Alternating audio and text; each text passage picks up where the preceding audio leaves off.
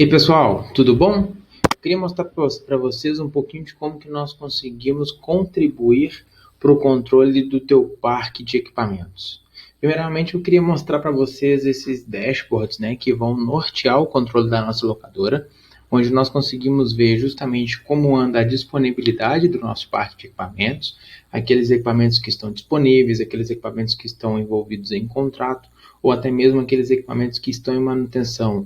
Se eu quiser aprofundar um pouquinho mais nesses equipamentos que estão em manutenção, eu consigo ver ainda que aqueles que estão com manutenção próxima, com manutenção pendente, com chamado de serviço cancelado, ou até mesmo com o chamado de serviço já adicionado para a realização dessa manutenção.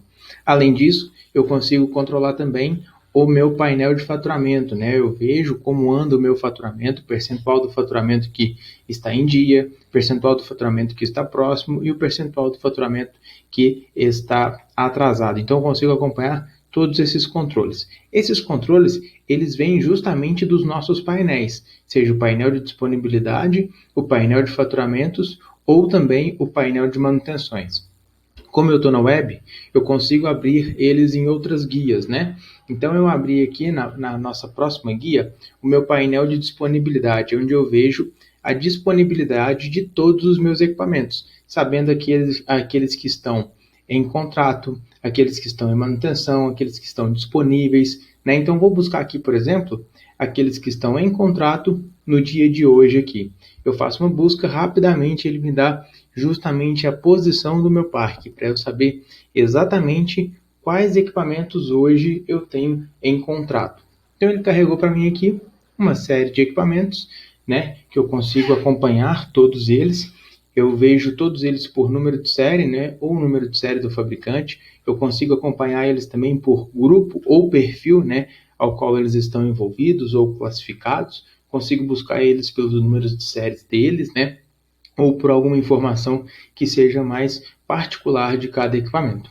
Se eu quiser me aprofundar um pouco mais, eu consigo clicar aqui na setinha amarela do número do contrato, onde eu vou fazer drill down na informação e eu entro para dentro do contrato para ver quais são as condições que aquele equipamento está sujeito. Por exemplo, eu tenho um equipamento aqui, que é uma empilhadeira elétrica, que ele está num contrato, esse contrato é de franquia global, que ele tem um custo na linha, não tem franquia e não tem valor precedente.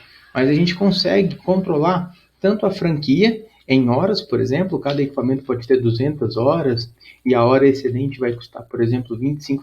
Eu consigo controlar a franquia de cada um dos meus equipamentos, ou eu posso controlar eles também por item, né? Aqui a gente está falando de uma franquia global, mas eu posso muito bem usar de uma franquia individual para cada um dos meus itens. Além do controle da disponibilidade e dos contratos, com base no contrato, eu tenho um painel de faturamento que me fala aqueles faturamentos que estão com vencimento próximo, que estão com faturamento atrasado ou com faturamento em dia.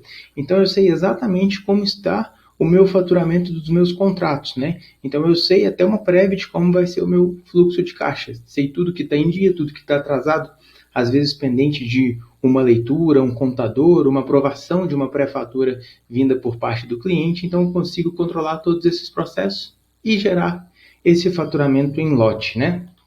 Controlo também a manutenção com base nos programas de manutenção.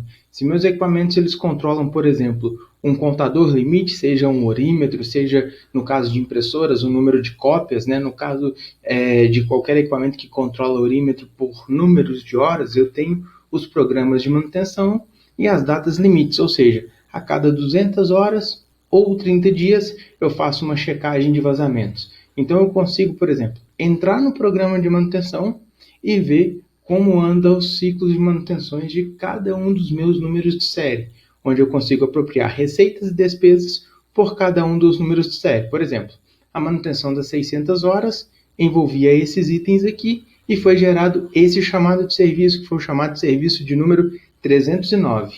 Ele foi resolvido em campo pelo nosso técnico que estava usando no smartphone, então ele estava vendo assim a telinha dele, né?